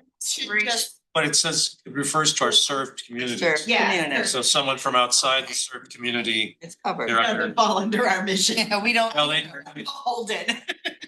Right, I know, I still go, I know. I don't, and all of that, it's just a word that I struggle with. Yeah. I get it. Well, the I whole get it. phrase free and easy sounds little. I think the easy, I think it's the free and easy combined has a. Yeah, I know. connotation of the two. Yeah. I think I might change the word easy. I get what the point of ease of use, too. That was going to Michael's accessibility. I just said, I hate wordsmithing in a group like this. No. You Hard. go nowhere. And at some point, you have to just decide that. Yeah. Somebody has to disagree, but agree to move forward. Can we we have a lot to go with the budget, and I'm thinking maybe we can agree to think about this for next time. Since it came out so late. And my apologies to the board and to John again for that. I dropped the ball on that. I was supposed to do it right after Thanksgiving, and I didn't. Okay, well, What's the waterfront for? What's the waterfront? Covers the waterfront without being flowery. Am I just Covers reading it everything. literally? That was what I said. That's Yeah. that's what I think. yeah. All right, so Suki's made that suggestion. Are we? We're never This has gonna been get to this. percolating for quite a while, but we, It can hurt a little. all right. You want to make a motion to that effect, Suki? Yes, please. Is there a second? Second. Seconded. All in favor of postponing discussion to next time? Okay. Okay. So we're tabled that. Get our ducks in a row, John, okay?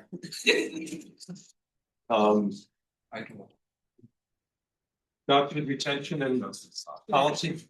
This was an old business item and just needs a couple sentences.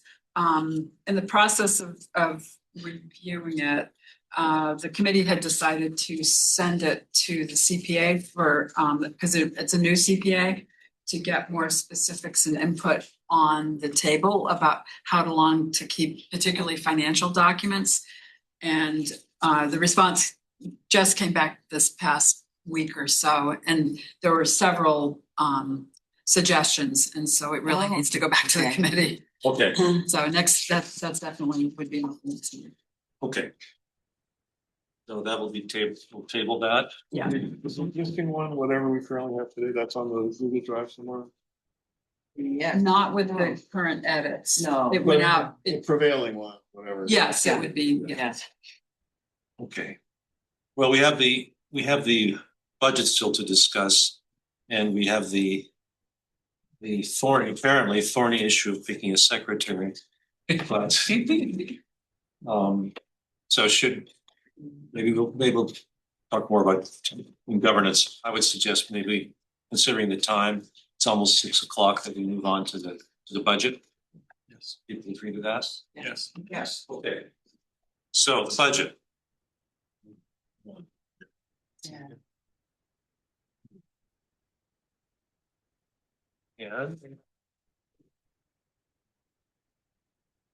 think we should.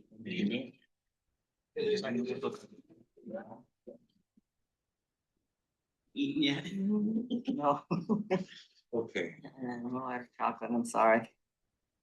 The comments, we've seen this, but and you've seen Leslie's notes talking about the adjustments that were made. See the increase from last year. What percentage is that? Of what? Percentage increase over last year? For the town, you know what I'm talking about.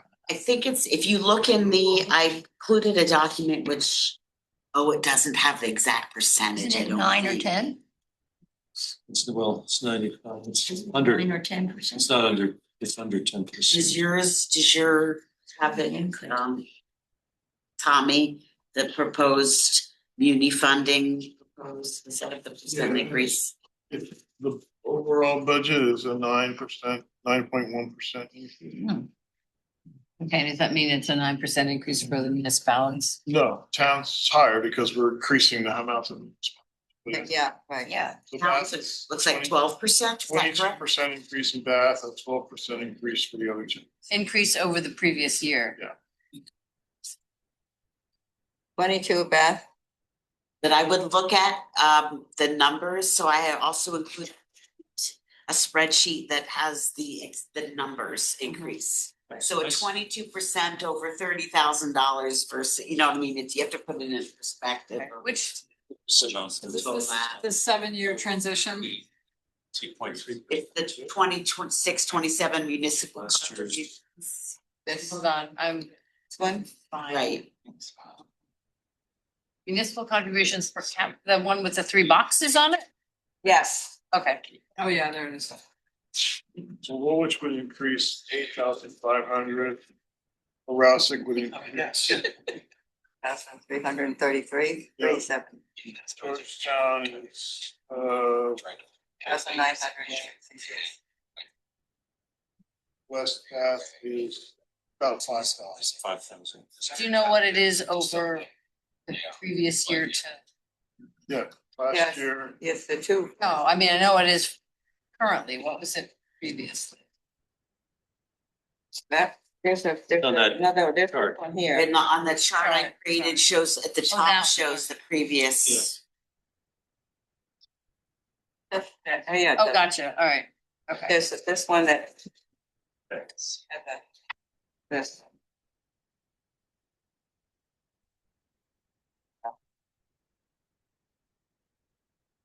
So big. Forwarded it and then printed it. This 7-year transition has to. Yeah, Earlier years, so you can see. I didn't put that, but that's as far as I can go with making it here. On the second page of that document, the municipal funding document, are some scenarios that treat the municipal funding,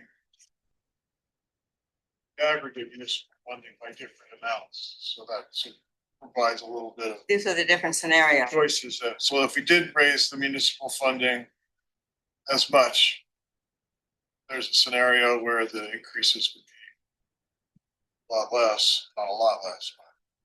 Well, which would be 6,000, that's about 1,000, etc. If we only raised it 5%, instead of all the way up to 36.4%. But in those scenarios, we need to take from the endowment to make up the shortfall. So with the proposal currently on the table, the endowment draw to cover the shortfall is 33,500. About half of what we took up from the endowment last year, right? Last year was 63, and yeah, so it's going down, which is. Because we can't keep taking out of the endowment, or No. there's not gonna be any endowment. What is a 5-year process to get them up to 50%? Is that what we're doing? Well, 7, this started 7 Oh, years. 7 years, right, okay, there we go. Yeah.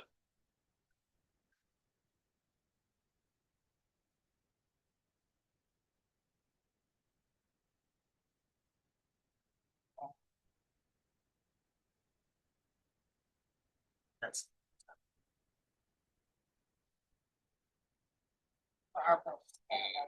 Different 7,000, whatever, 9,000.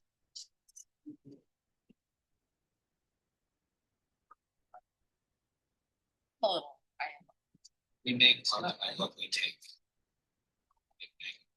I think the Generally.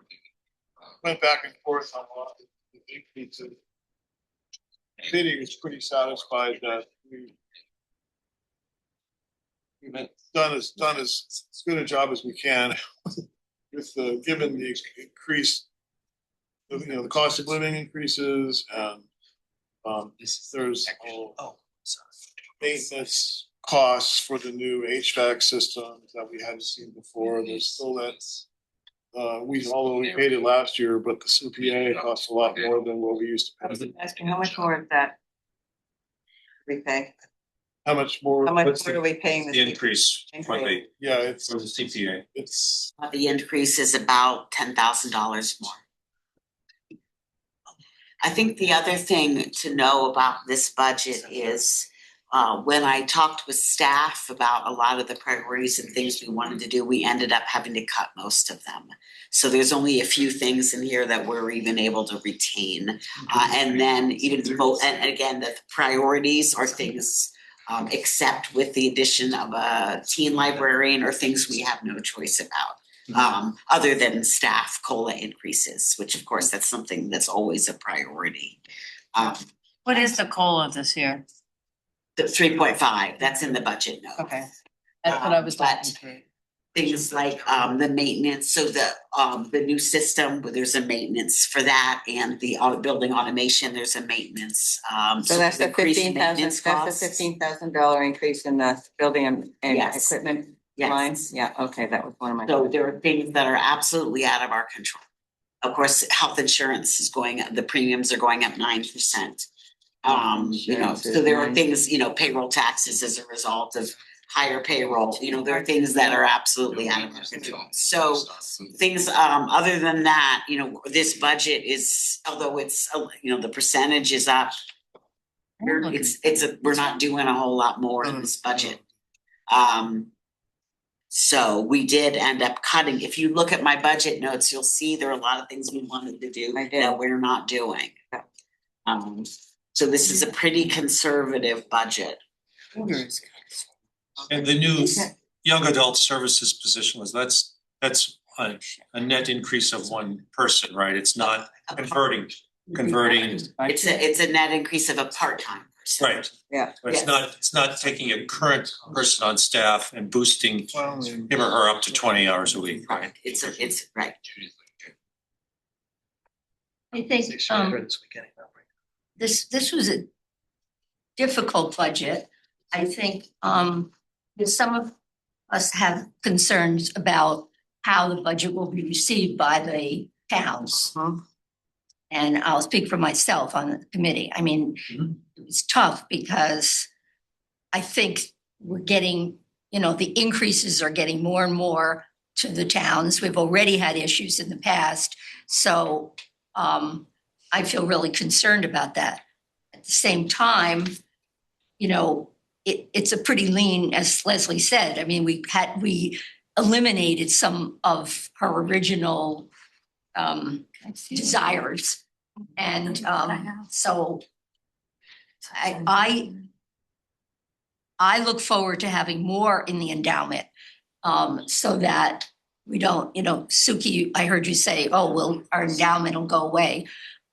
Remember, we're supposed to, according to the capital campaign, put money. Yes, exactly. So but it's not there now. It's not there. It's not there.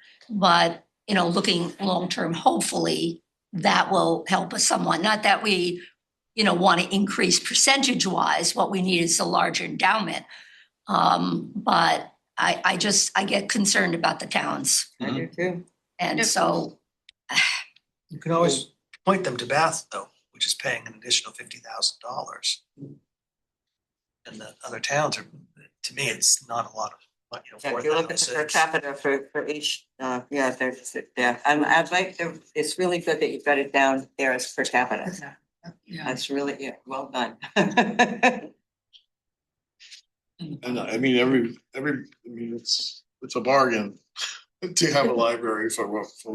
It's still, and I'll be updating the numbers, but as of 2 years ago, the average price per capita for library service of a library for residents that had a library that served similar population was about $35.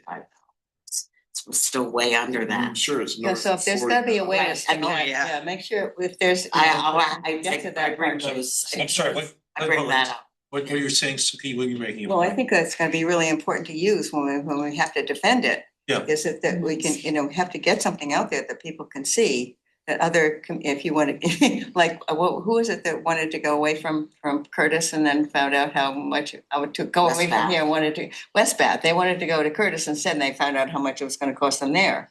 That was. Well, they had a whole library committee that they've circled around with this. Right. So, I mean, those kinds of numbers are going to be important for presentations. The only other thing I'd like you to think about and perhaps look at is you talked about from the remaining capital campaign taking 500 and throwing it into the endowment. I wonder if it might not be wiser to keep that $500,000 segregated and just not draw from the endowment for those increases, the extra that's shown on here for the 5 years or however many years it is. Because I just think if you do the numbers on that, it might be better to keep our endowment, leave that accumulated interest income or whatever, the dividends in there, as opposed to drawing it out over the next so many. If you put it in there, you'll get more interest. That's what I'm saying, do the calculation, because it might not be, that might not be the case. Because you're talking about throwing 500,000 into that. If it's just, I don't know. From the Capital campaign goal. So what I'm saying is if you just simply put that into a high yield savings account, have it out there and draw that on that for the extra and allow for the money to stay in our endowment performing at a better rate, it might be wiser to not throw the 500 into the endowment, just not draw. that extra from the endowment. I'm not the money, I'm just saying it's something that should be looked at. We have the 500,000. Right. We've also got that McDonald trust, that we don't yet know how much of it we'll be able to use, but. Well, I know I talked to you about, Yeah. we talked. Yeah, and actually I have Judy. legal counsel looking into it. So I actually have to have a conversation on something else with Judy this week. I'm gonna bring it up to her, the whole issue. It was that side prey issue that I talked to you about. Whether they can utilize the funds for a similar purpose. That, the question was the trust had put in there some restriction on what type of books. Right, yeah. Right. Non-fictional, yeah. Educational. And whether or not there's a doctrine, a legal doctrine called cypre, where the court can interpret the intent and expand upon it, whatever, as long as it's consistent. Yeah, so I've actually shared your information with, so she's Judy. actually, So she's familiar, yeah. Yeah, but I was gonna talk to her about it to see if she had actually obtained it. Yeah, I so don't she's- think that she herself would do that, it would have to be. We've actually engaged with Judy to do, She's gonna take the matter and do it herself? she's actually, she's. I wanted to inform you, so. That could conceivably soften. the She's impact looking on into the- it. On the endowment. Did she say she was going to take up the matter, or did she say she was doing more research on it? No, she's taking it up. I thought that's what we. No, my question is, it's got to go before a judge, so it has. We're not at that point, but she. Yeah, let me she's- talk to her about it. I just wanna see. Yeah, well, we'll talk about it out, yeah. So you're saying that a judge might be able to broaden that, Yeah. that Yeah, matrix and that narrow. Yes. Oh, yeah, I don't know what's gonna, I don't know what's gonna happen, but That's I'm McDonald, just that's saying. McDonald trust, right? Right. Donald Trust. Yeah, I don't know what's gonna happen, but she is engaged to look into it. Yeah, there's certain, it's like there's some lawyers that they specialize in. And they would know the proper forum. Okay, it's usually a probate court. And it's often just a matter of how it's presented and so I'll just have a discussion with her. Yeah, I'm let's not go gonna- back to the. Is there, Okay. No. No, I was just gonna say, kind of, if I can piggyback on what Peggy was talking about with the towns, right? I mean, so we had a revow. There was a big old fight about like how, anyway, a lot of misunderstandings about revals. But anyway, many people's taxes went up. And so it sparked this whole conversation. I don't know how many legs it has, or that's not really the right analogy, but What you mean? about like, people need to get more involved in their town meeting and they need to pay more attention to this. And so I don't know if all of that will have fallen away by town meeting. I mean, that's just my sense from being buried by social media after the reval. So, but I think it's something to pay attention to. We have a reval coming up on the horizon too. Well, in Bath. They do it every year now. We do it all the Bath, time, Really? maybe 2 times a year. Yeah, but you don't have town meeting. Do you have a I sense? wish. I know.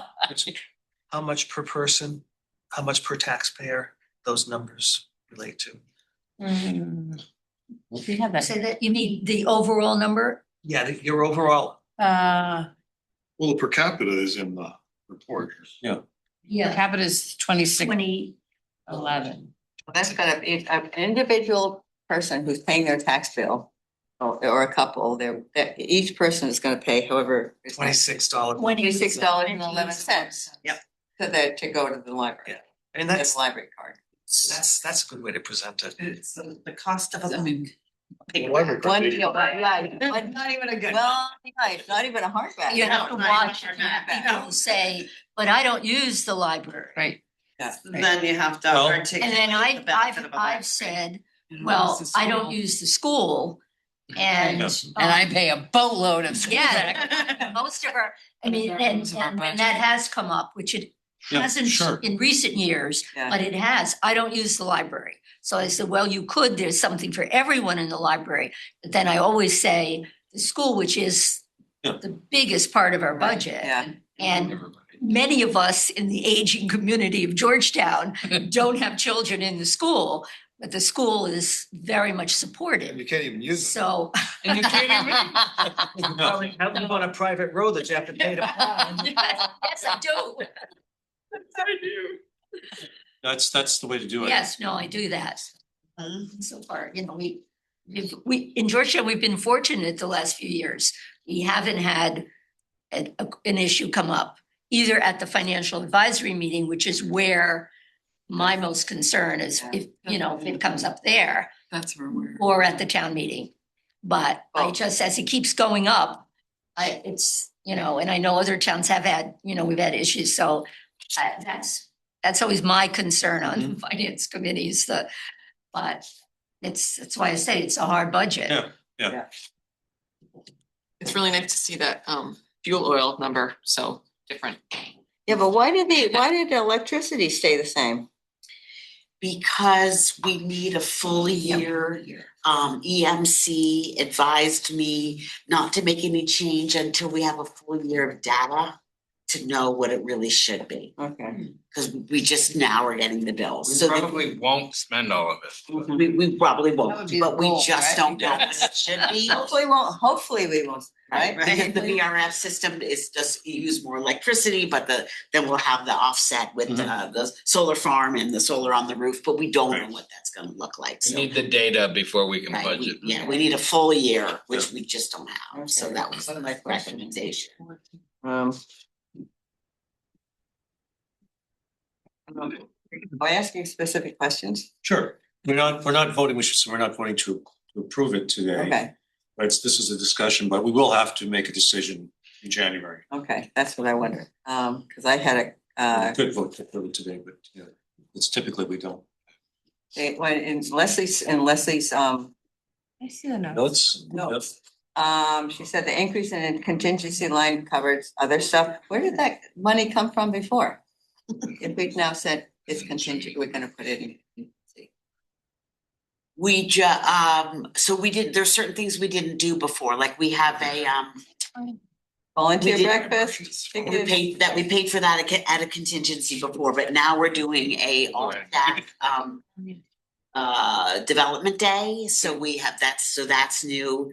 Okay. What else did we pay? Let's see. When we increase some of we've been, the JP, volunteer breakfast, we've been Oh, using increasing the same people, amount. right. So just for but- food for 11 years. people, And yeah. it's more expensive food. So So we, because because the it is staff, we volunteer, collectively put together a list of all the things we wanted to include in contingency. Okay. I think it were things that, what else was on that list? it was all sorts of things that Did I put in my notes some of had those some- you things? had Let me some go of those back to things. my You notes. had it was staff stuff that I development think we currently. staff holiday don't party, make. volunteer breakfast, Oh, hold on, let me look at that. and I cost of can tickets to explain attend it. outreach event, First Friday coffee supplies, outreach events. Yeah. That's a good thing. It's there on your Stuff board. that we do. We have more, okay, here's a good example.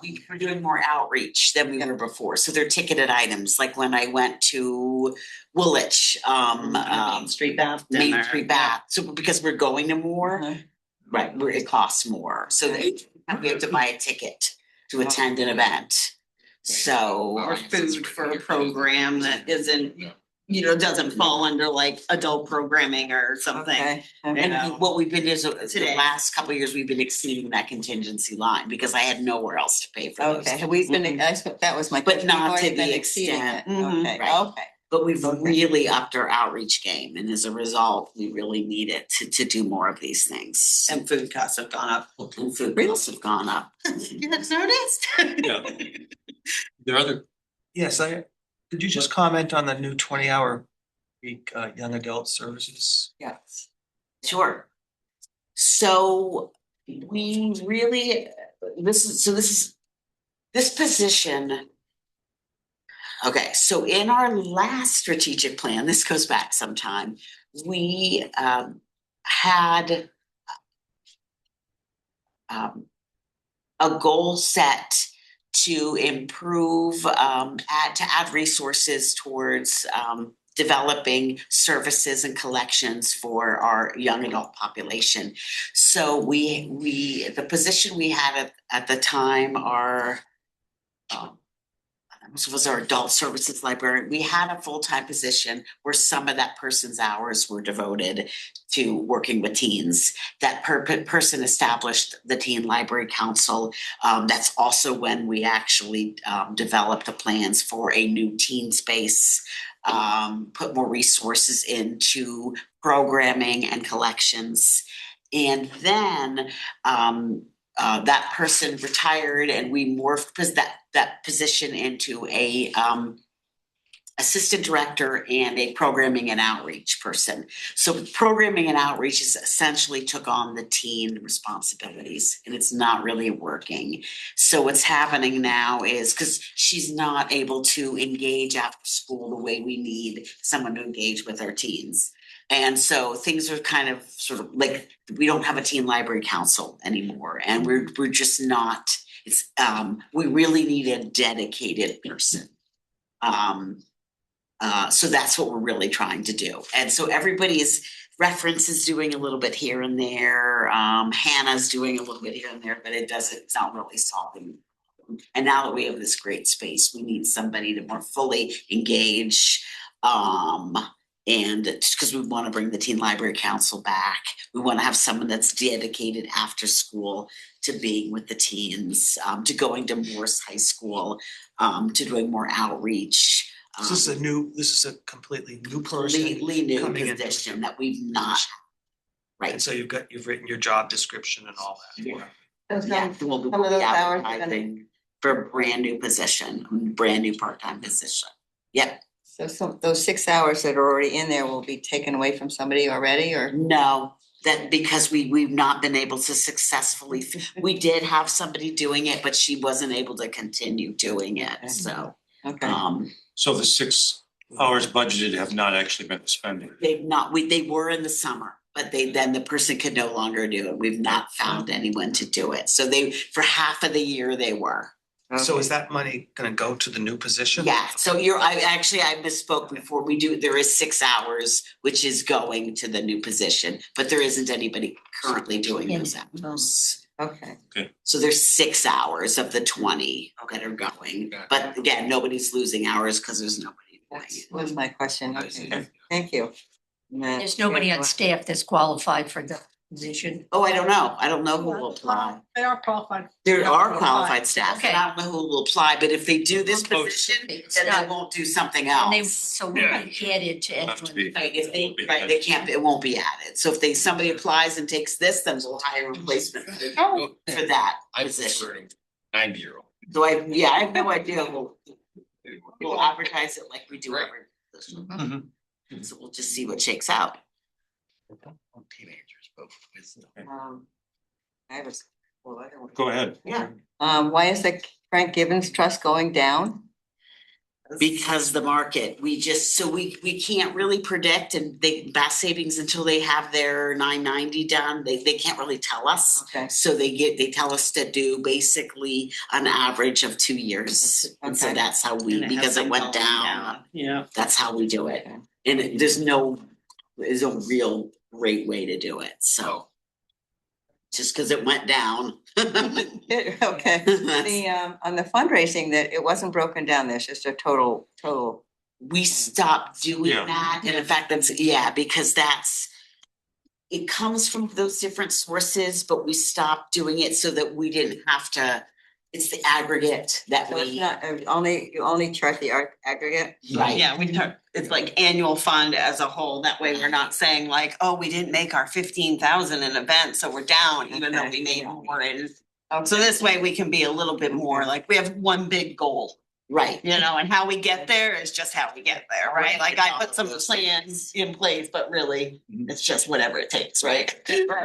Like about 5 years ago, we stopped. Depending on the circumstance. Yeah, it was Particular year. Yeah, Yeah. right. And then there was, this is. Tommy? I'd like to mention one thing that we didn't put in the budget that I wish we could have done. But the Building and Technology Committee really wanted us to put in a replacement fund. Not a reserve fund, but a replacement fund, because we know stuff is gonna come obsolete. Whatever, need replacement. We couldn't do that. That was what was it, 20? I think they wanted 25,000. 20,000, didn't they? 25,000. 5,000 a year. But we didn't put that It would in, have been a wise thing to do, yes, but. but yeah, It's just FYI. right. Okay. And that's for things from the capital needs assessment. That's like regular carpet replacement. The other thing we know, we are going to have to replace that elevator in about 5 Yeah, years. the elevator is a really scary one. Wow. Yeah. And, you know, the Building and Technology Committee had done some very thoughtful work. We had a letter from the Building and Tech Committee, and we weren't able to fund it. So, I mean, there are some really critical things that are not in that budget. I'm glad you brought that up, Tommy. And we're not able to fund the capital reserve as well. And this isn't even that. This is a capital replacement. You know, someone commented on Facebook about, you know, the carpeting in the children's room. I mean, that'll get fixed with the reimagined spaces, but it shouldn't have to take that. I think it was a paying card member too, who said they no longer will get a card because of it. I mean, Because of the like, carpet? Because why pay for a Well, I mean, card if we can't even keep for up our whatever carpet? reason, that, Yeah. you know, Wow. Well, think though. What did We you, have a what did you building. say, Samantha? I didn't say anything, it's not my job. But the point is that, you know, we have things that have got to be taken care of, and we have to have resources to do it. Say we accept donations. Yeah, exactly. There's one way. Say it work. It's One way, it's to raise money. 501c3. Yeah. Here's a donation card. Those are the trade-offs, yeah. Yeah. I have one more. Yeah, thank you for bringing that up. Under expenses. Under development is this, it's up 2,500, 800, that was beyond the capital campaign, is it just? That's just for me. That's That's you, just for okay. development because, and I don't know if it got included, did for the finance committee. I put together a whole report on, you know, food costs go up X amount of percent, stamps go up, Yeah, I paper knew costs the go stamp, up, yeah, printing go, exactly. everything goes up. We got printing here. And for but that- 10 years, we yeah. kept at that 10,000. Which was really hard to do, and this year already, I feel like I'm gonna hit what we budgeted. Like Right. it's, I have to be very fiscally responsible. We barely spend money when you look at that based on what we raise with it. So next year's increase is just reflecting the increase of cost of the items to do the job. I figured that, but I Yeah. wanted to check, yeah. Yep, okay, I got that one done. I can share that document if you guys haven't. I feel like I did, but I can, yeah, we can put it in the drive. Yeah. Just so you can see how I got to that number.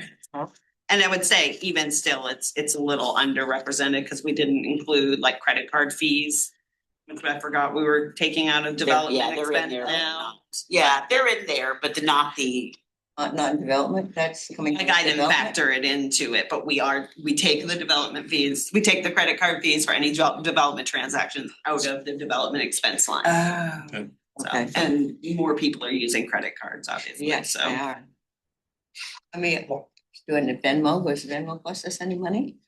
Probably, y'all do. I don't Any know. other questions tonight? We have discussion.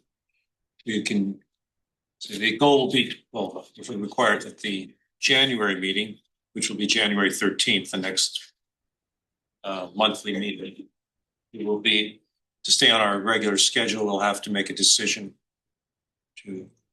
we'll have to approve the budget. Any other questions tonight? No, hold on one second. Okay. Second. Second. All in favor?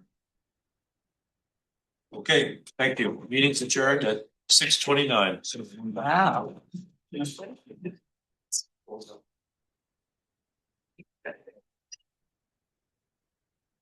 Samantha, I had a